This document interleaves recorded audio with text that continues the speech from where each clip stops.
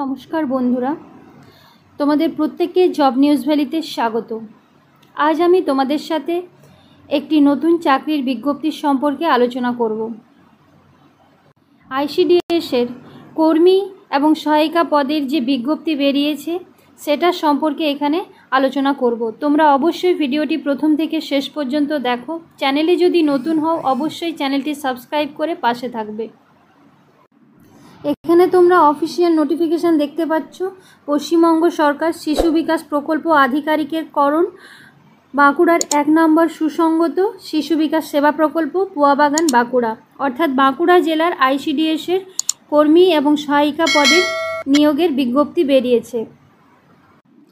দেখো, এত দ্বারা জানানো যাচ্ছে যে বাঁকুড়ার 1 নম্বর সুসংগত শিশু বিকাশ সেবা প্রকল্পে অঙ্গনওয়াড়ি সহায়িকা পদে সরাসরি নিযুক্তির জন্য কেবলমাত্র মহিলা প্রার্থীদের কাছ থেকে আবেদনপত্র আহ্বান করা হচ্ছে।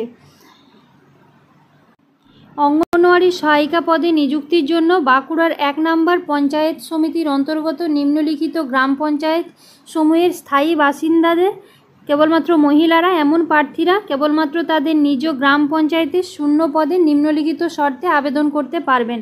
অর্থাৎ এখানে সেই শর্তগুলো দেওয়া আছে। এখানে দেওয়া আছে কোন কোন গ্রাম পঞ্চায়েতের আন্ডারে তোমরা থাকলে এখানে ফর্মটা ফিল আপ করতে পারবে, এটা তোমরা দেখে নেবে। দেখো, এই ফর্মটা ফিল আপ করার জন্য তোমাদের কি কি আবশ্যিক শর্তাবলী রয়েছে। প্রার্থীকে অবশ্যই ভারতীয় নাগরিক এবং মহিলা হতে হবে।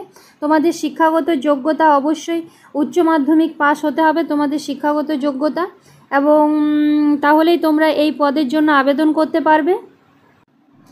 দেখো, এখানে তোমাদের বয়সের কত কি থাকবে, বয়স কত হতে হবে সেটাও দেওয়া হচ্ছে। তোমাদেরকে 18 বছর হতে হবে এবং 18 থেকে 35 বছরের মধ্যে তোমাদেরকে হতে হবে। 35 বছরের বেশি বয়সে হলে তোমরা এই ফর্মটা ফিল আপ করতে পারবে না। এখানে দেখো, স্থায়ী বাসস্থান সংক্রান্ত শর্ত। অঙ্গনওয়াড়ি সহায়িকা পদের জন্য যে প্রার্থী আবেদন করবেন তাকে অবশ্যই সংশ্লিষ্ট গ্রাম পঞ্চায়েতের স্থায়ী বাসিন্দা হতে হবে।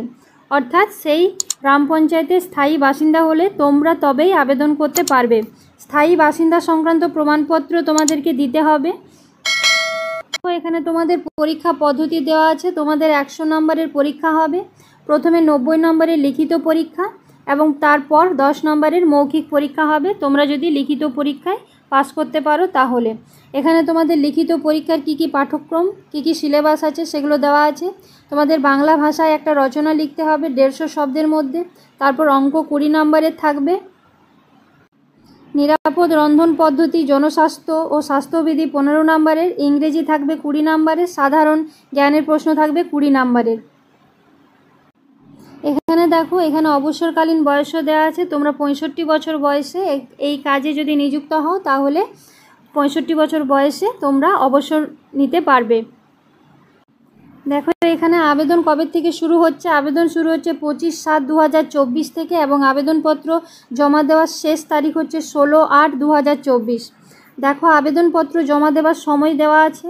প্রতি সরকারি কাজের দিন, ছুটির দিন ব্যতীত দুপুর 12টা থেকে বিকেল 3টা পর্যন্ত তোমরা ফর্মটা জমা দিতে পারবে। এবার কোথায় জমা দেবে, দেখো, আবেদনপত্র জমা দেওয়ার স্থান বাঁকুড়ার 1 নম্বর CDPO অফিস, পুয়াবাগান, বাঁকুড়া।